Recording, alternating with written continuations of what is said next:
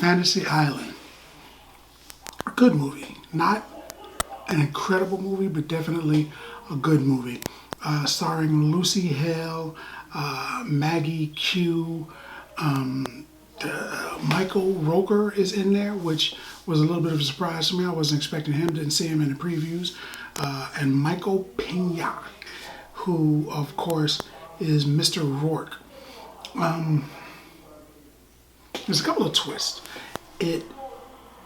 I used to watch Fantasy Island as a kid, and I used to always think, how is Mr. Rourke doing it? Is he a genie? Is he an angel? Is he a demon? Is he the devil? I used to wonder that, but then I was like, you know what? He's probably not the devil, because on at least one episode, I think it might have been two, but at least on one episode, he fought the devil on the island. So I was like, well, he's got to be an angel or a genie or someone with superpowers. Maybe he's God, because God's omnipresent. He can be everywhere. He can be in heaven and in Fantasy Island at the same time if he wanted to. I was like, maybe that's God. I don't know. But in this movie, they explore that. Where is Mr. Rourke from? Kind of explore that. How does he have the power to grant people their fantasies? They explore that. They give it a little bit of a twist. Of course, it's a horror movie, so they got to give it a little bit of a horror twist. And these people land on the island, and they all have different fantasies and everything. And Mr. Rourke, of course, is going to fulfill their fantasies. But there's a twist. There's an undertone to what's actually happening. But later in the movie, there's another twist. And then all of a sudden, you can figure everything out. Maybe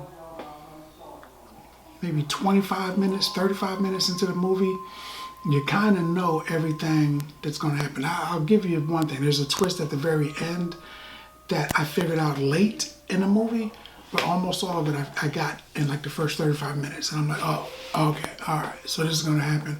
That's going to happen. This is going to happen. That's going to happen. It was good. There was one thing that happened in the movie that I wasn't really sure why they did. People who die on Fantasy Island come back as zombies, right? But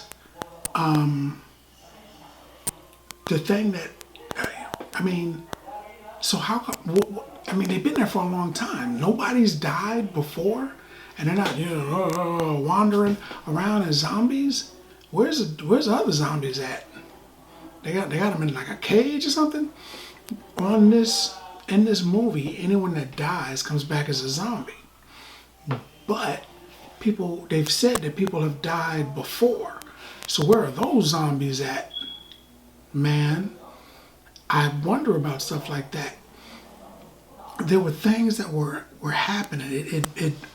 It was like it was going in different directions. It made you think that the power was coming from a certain place. I thought so, at least. I'll say it. I thought it was voodoo, because there was a strange dude kind of walking around. You'd catch glimpses of him, and then they just didn't talk about him no more. And I was like, well, what happened to the dude that was like, in her room, hanging his arm over? What happened to that dude? And they just didn't never talk about him again. And I was like, well, so it's not voodoo? What is it? I don't understand it. And the ending of it was kind of, at the end, you're like, oh, okay, so this happened because that happened because this happened. It makes sense. And one thing that I did like twice in the movie, they went, the plane, and that was a throwback. That was kind of cool. They had another throwback at the very end of the movie, which is really kind of cool too. But it was good-ish. It wasn't the kind of movie that you would go see and say, okay, it's a horror movie, prepare to close your eyes, it's going to be jump scares. They had a couple jump scares, but they were obvious and they weren't really scary. I don't think this movie was really trying to scare you. I think it was just like, you know, it's magic, man. It's Fantasy Island. So it's scary stuff because it's magic. But it's not really going to try to scare you per se. It's just horrible things that happened. And, you know, there's that. So, I mean, I liked the movie. I did. But it just, it felt like it was going in several different directions. It was like they started and they had an idea. They said, let's do this. And then somebody was like, nah, that doesn't work. And instead of changing it, they just went on with the movie and just had a completely different idea. And said, well, let's do this instead. Hey, I bet this will be a twist. How about this? And somebody said, you know what, that twist is kind of obvious. And they're like, nobody's going to figure it out. It was that kind of a movie. It was a little jumbled, a little bit, you know, and it wasn't scary. But even with that, it's the kind of movie that laid a foundation that if they wanted to do a second movie, a lot of things would make sense because of this. This movie it just threw a bunch of crap on the wall, right? They said, throw this, that, throw the banana and the cookies and the flour and the sugar and some milk. And you're like, what?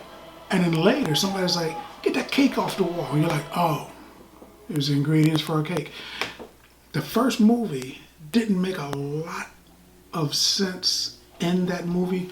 But if you take a step back and you look at it, you're like, okay, you know what? If they do a second movie, thinking about the TV show, this will make sense. This is why Mr. Rourke is giving these fantasies, because of that first movie. Remember that thing that happened? And this is why, you know, they're doing that. The plane. Remember that first movie?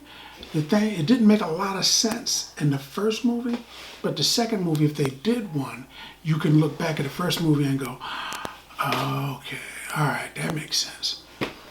But with all of that, I think I would give Fantasy Island a strong